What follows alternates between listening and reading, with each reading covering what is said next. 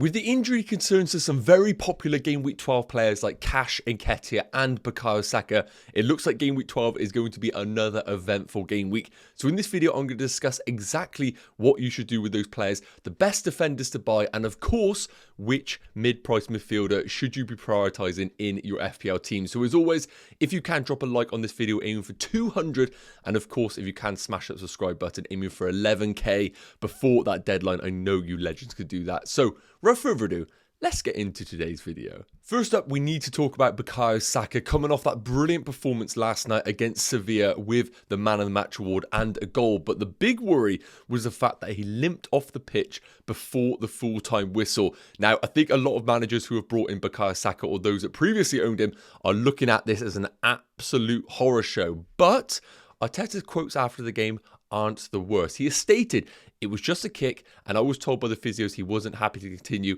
I want to assume he will be okay. So he's saying he will assume he'll be okay. So we haven't actually got any clarification right now regarding him, but we have had some other press conferences regarding Arteta, and he is quite positive about Saka's involvement on the weekend. Now, again, my advice is this regarding Bukayo Saka. If you own him, you absolutely keep him up until that Friday press conference. Hopefully, Arteta will give us a bit more concrete news regarding him. With the injuries that they've sustained right now, especially to Gabriel Jesus, they are very limited to who can play on that right-hand side.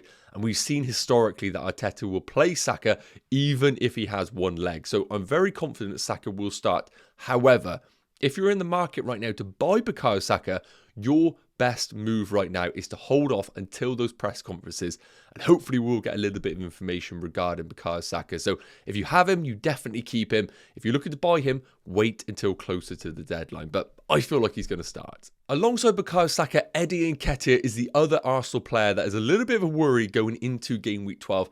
Now, whereas Bukayo Saka actually played the Sevilla game and came off at the end, Nketiah wasn't even involved in the squad. And we have a quote here from the Arsenal Twitter page saying that Eddie Nketiah misses out on tonight's squad with an ankle knock. So obviously playing on a Wednesday night, then Arsenal play 3 p.m. on Saturday.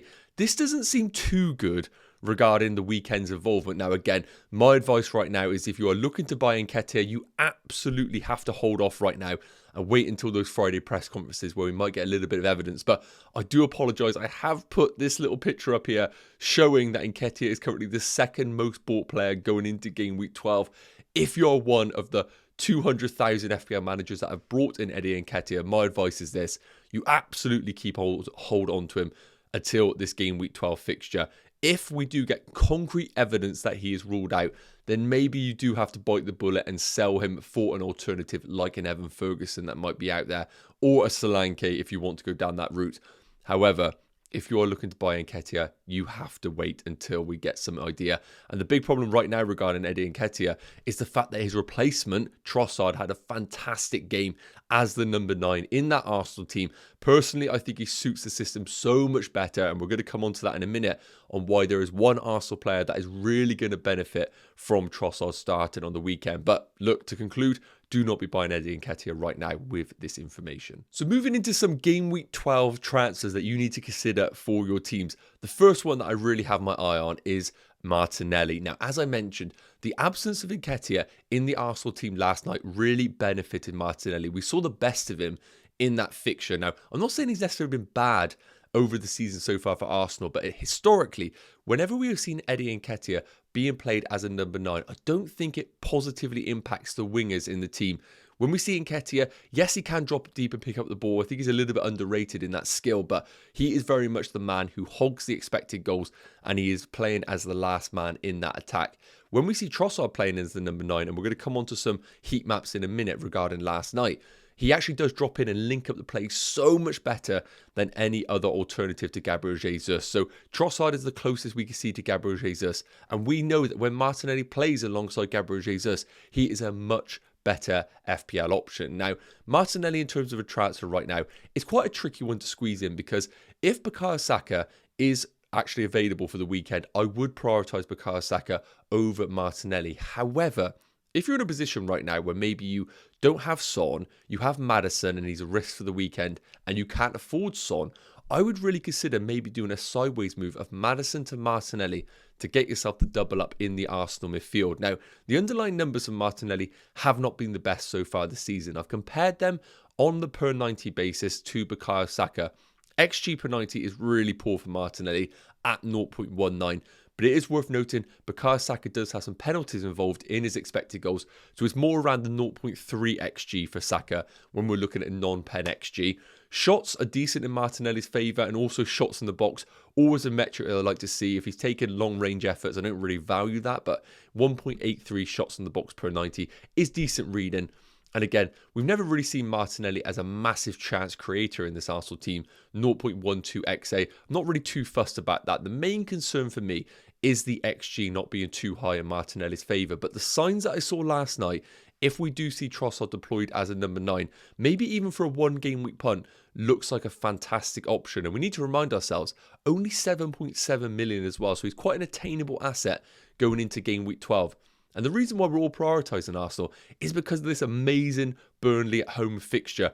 I think long-term, Martinelli could be an unbelievable option if you do want to hold him. But if you're just looking for a one-game week punt, with this Burnley fixture and their defensive woes right now, I would not be surprised if we saw another Arsenal 5-0 fixture right now. So I love Martinelli. Going to quickly come on to some heat maps from last night. So shout out SofaScore for the average position map that I'm taking here.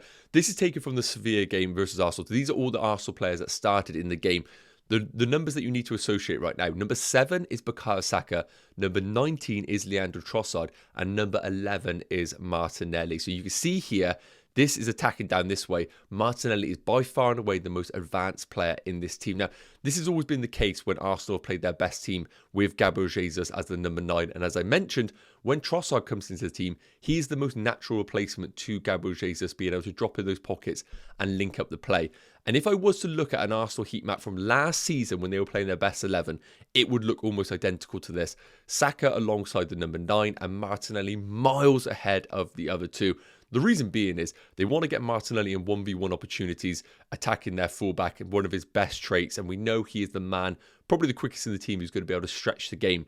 Put some notes here. Trossard, more natural, able to link up the play, and also the best of Martinelli has come alongside Jesus. So my conclusion is this. If we get an idea that Nketiah is ruled out for the weekend, I would expect Trossard to play once again as the number 9. That not only makes Martinelli a much better FPL option, but it also makes Trossard a bit of a differential if you want to go there. Now, I'm a little bit more hesitant on Trossard because I do think once Nketiah returns, and it's also worth noting, Gabriel Jesus has been included in the Brazilian squad for the international break. So we could see Gabriel Jesus return in game weeks 13 or 14. So Trossard is the ultimate one-week punt. But if you're looking at maybe a transfer this week to hold for a little bit longer, Martinelli is your man at 7.7 million. And if Trossard's playing with this heat map, it could be a goal fest. Let me know your thoughts in the comments. Next up, I want to look at the best mid-price midfielders right now in FPL, because I think a lot of managers have an FPL structure where they probably have the premium of Mo Salah or somebody quite expensive, a Son, maybe a Saka, and then we're floating around with maybe a Jarrod Bowen, or you've invested in that price range of 6.5 to 6.8 million. So this is the opportunity right now to kind of reset and get an understanding on who is currently the best assets and who are the best ones to own going forward, because this is where I think a lot of big opportunities arise in FPL where we can make those huge gains if you pick the right player. So this is a little bit of a stats deep dive right now. Shout out to Fantasy Football Fix. So hopefully this provides some value to you guys. So I've picked out between 6 million and 7 million. So I've basically ordered this by XG per 90. So at top of the tree is Mbeumo. And Mbeumo is one of those assets right now that I think he is one of those where you're going to bring in and own for the rest of the season. You can't really take him out with the tricky fixtures coming up. And we are going to come into the fixture ticket in a minute and which players really do not only have the underlying stats, but the fixtures to back it going forward. But in terms of goal threat, Mbeumo leads the way by far with a 0.53 XG per 90. Second best is Eze at 0.3 XG per 90. So of all these assets right now, Mbeumo is by far and away the talisman in terms of a goal threat. And it's also worth noting, penalties are included in his XG per 90. So they are slightly skewed, but it should never be a negative that a player is on penalties. And when we look firstly at all of the options that we have on the list, the only ones that are on penalties is going to be Mbeumo, Eze, And there could be an argument maybe that we could see Sterling as a Chelsea penalty taken now and then. But the fact that Cole Palmer took one in game week 11 in that fixture against Spurs, I fully expect Cole Palmer to remain as a penalty taker. So Eze and Mbeumo, the only two penalty takers on this list, and no surprise that they are top of the tree for XG per 90. Now, moving away from those two, Mitoma at 0.29 XG per 90 alongside Sterling's 0.29 is decent, and we know that Brighton's fixture at home against Sheffield United is quite favourable for game week 12. The big worry about Mitoma, is he actually going to play all of these fixtures in a congested period alongside the Europa League? I think if you're ever going to invest in a Brighton asset, Mitoma is your man, but I'm always conscious of the De Zerbi rotation. And Sterling being the most expensive of the list at 6.9 million, I think with the idea of Nkunku coming back after the international break, I think Sterling definitely will stay in the team for the long term, but that does mean rotation could happen at times in this Chelsea team. And with the fixtures coming up, I just don't think it's the right time to go for Raheem Sterling, even though his underlying numbers are pretty favourable. Coming down the list here, Kudus has been the one that's emerged over the last few game weeks, and as an alternative to Bowen, I really do like him. XG 0.25 per 90, decent numbers. Bowen's always going to be better, of course, being more a higher asset. We are seeing Kudus play alongside Bowen now, so we might see in the next few game weeks which one is actually the better asset. Kudus may take away goal threat from Bowen, and maybe at 6.5 million he is the man to go for, but right now I can't justify investing in Kudus over these other players. And I've discussed Trossard. I love him as a one-week punt, but I don't like him long-term. Diaby, the man of the hour over the last few weeks, but starting to lose a little bit of popularity. The XG per 90 has never been good for him at 0.19, but the expected assists is the best of the list near enough at 0.46 per 90. The one thing I will say is we're seeing him slightly wider over the last few weeks rather than being between the sticks like Ollie Watkins. It's more a case of Diaby providing the opportunities for Watkins. And the reason why I wouldn't say Diaby is a priority transfer is because of FPL coverage. I think a lot of managers right now probably have Ollie Watkins. I think because of all these amazing mid-price options, I'd rather have Ollie Watkins as my number one Aston Villa investment and look to spread my funds elsewhere in other teams. And I don't think the double up of Watkins and Diaby is going to be the most beneficial going forward. And last up, Jeremy Doku. I've discussed him in a previous video. Yes, he's had an unbelievable performance in game week 11, but I don't really know the game time. We know Pep Guardiola, he likes to have Jack Grealish for control in the big games. And when we come on to the Man City fixtures, I feel like they do scream out some Jack Grealish fixtures.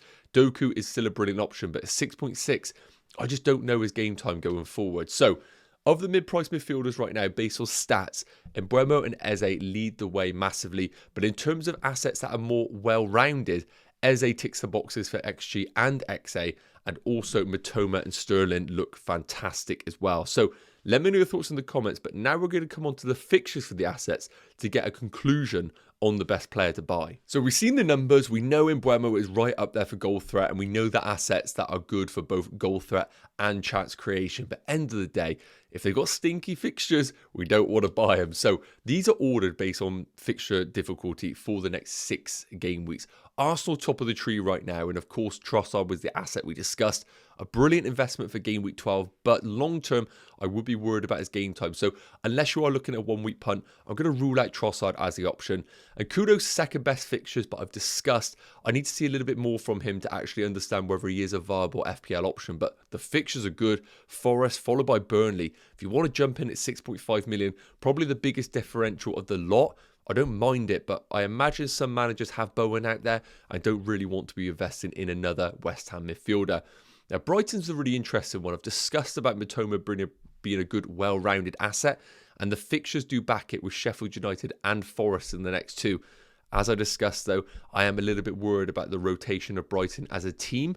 And while Mitoma might not come out of the team, I think the rotation of other players negatively impacts Brighton as a whole. So I love Mitoma. I could not argue anybody bringing him in for game week 12, but I am a little bit worried as a long-term option. Now, the one that I'm just going to jump to right now that I think is the pick of the bunch still is going to be Bryan Mbeumo. Now, it does completely go against what I said about the fixtures, but I do think Brentford are one of those few teams that can cause problems for the big boys. Liverpool away is not a good investment, but I think if Brentford are going to get anything that game, Mbeumo is always the heart of that. So, yes, the next 2 are really difficult for Mbeumo, and what I could argue maybe is, if you wanted to, you could do Mitoma for the next 2, Sheffield United followed by Nottingham Forest, and then when Brighton go away against Chelsea, you could then jump off onto Mbeumo for that brilliant Luton fixture at home.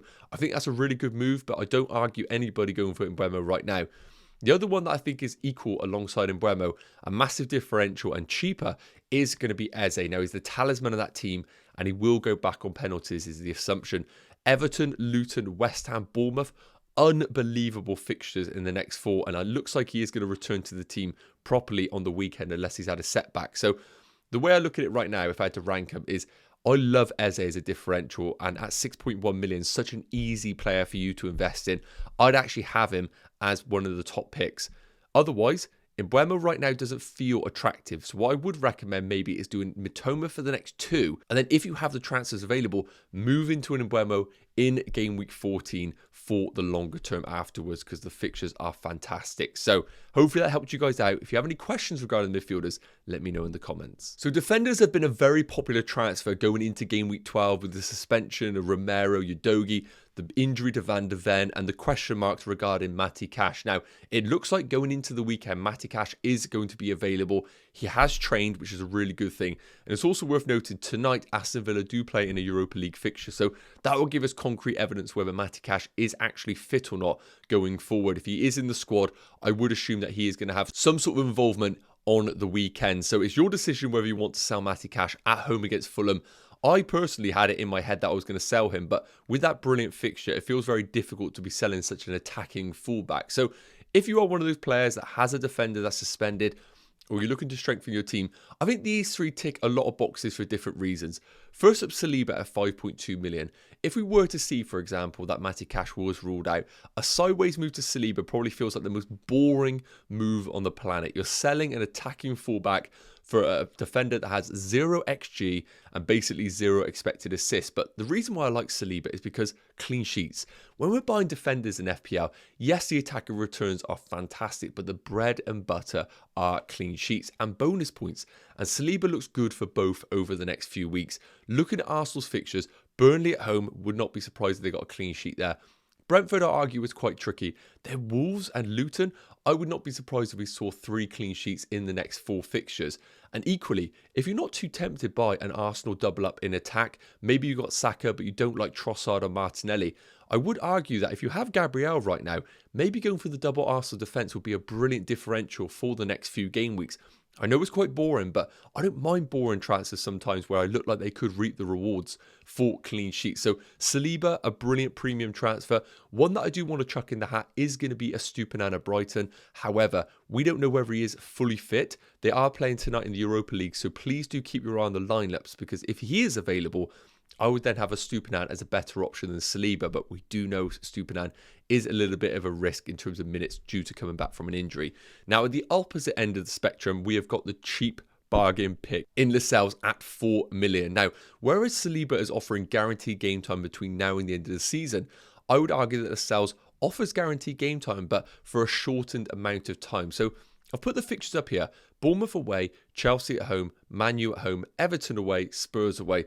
Don't look at the best fixtures for clean sheets. However, whenever Newcastle play at home, I always back them for a clean sheet. Now, my main worry regarding Newcastle is worth noting is also the injury to Dan Burn means that we're probably going to see Trippier play at right back, probably going to see a Lascelles and Schär double up in defence. I think that's absolutely guaranteed those two will be the centre-backs for the team.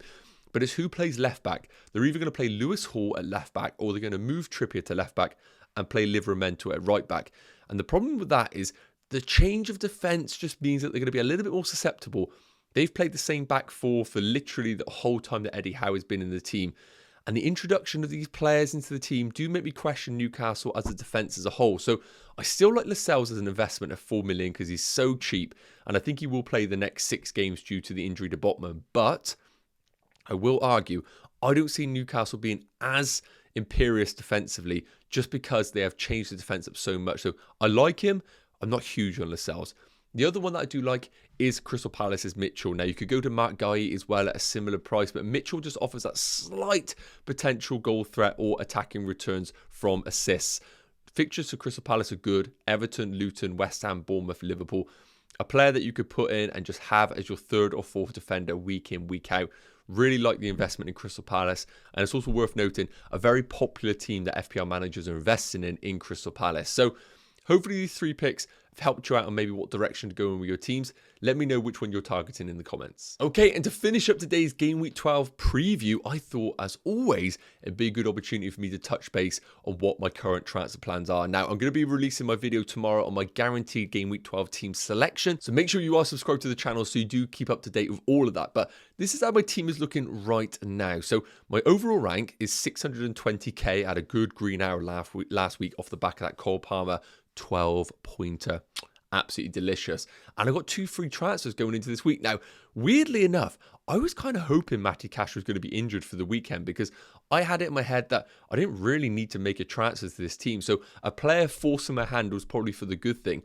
And I would have done Matty Cash to Saliba as a sideways move, and I would have done that, rolled the other transfer, giving myself 2 free transfers for game week 13. However, looking at the team right now, if Matty Cash is available, it's very difficult for me to sell him with that home fixture against Fulham. I think that's a really good fixture. Fulham quite blunt in attack, and I would expect Matty Cash to be involved in some attacking phases for Aston Villa. The big question mark right now is Bukayo Saka. If he is ruled out for the Burnley game, I could potentially do a sideways move and downgrade to Martinelli for a 1-game week, and then maybe look to bring him back in game week 13 because I'll have 2 free transfers. But if Saka is available, I literally do not know what to do with this team. Could I potentially downgrade Palmer? Maybe, but he's done really well for the team. He's on penalties for Chelsea.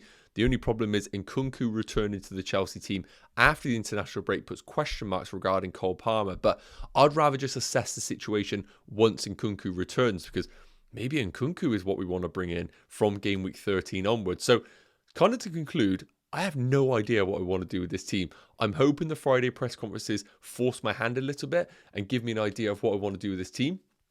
Otherwise, I ain't going to burn the transfer, but I will do something, but I just don't know what yet. So make sure you are subscribed, because I will update off the back of the press conferences in my final team selection video. And lastly, in terms of captaincy for game week 12, it's a really interesting one.